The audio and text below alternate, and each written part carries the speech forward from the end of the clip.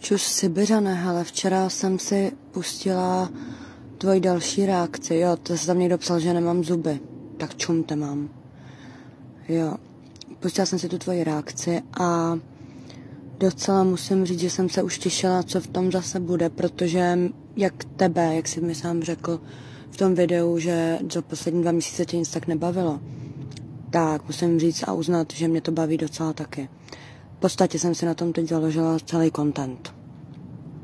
No, chtěla bych začít tím, že říkáš tam, že moje rodiče, že když jsou chytrý, neznamená, že já musím být chytrá a že třeba tvůj táta je mrtvej, upřímnou soustrast, to je mi líto, ale jak můžeš asi po někom zdědit ty vole smrt, vole, každý asi umřeme, ale vlastnosti a vzhled a takovéhle věci dědičný jsou něco úplně jiného, takže si řekl docela píčovinu, jakoby příklad.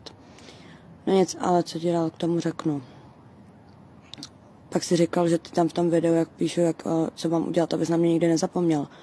Takže ti vyhrožuju, já nevím, čím ti jako já můžu jako holka vyhrožovat, ty vole, bejt chlap, tak a potkat tě nebo znát tě, nebo tě někde vidět a tohle mi natočit na mě, tak možná, že bych tě třeba pleskla, vole, ale jsem kunda, takže fakt nevím, čím bych tě mohla vyhrožovat, myslela jsem to úplně jinak, myslela jsem to prostě z prdele, vole, jakože prostě to, nevím ani jak jsem to myslela, jestli to tak vyznělo, že vole, ti vyhrožuju, tak se ti omlouvám, ale nemusíš být posranej, vole, protože to opravdu nebylo vyhrožování. No a pak, co bych ještě dal k tomu řekla, že jsi říkal, že vlastně podle toho, co máš za známky ve škole, tak to nesvědčí o tvý inteligenci. Máš sice pravdu.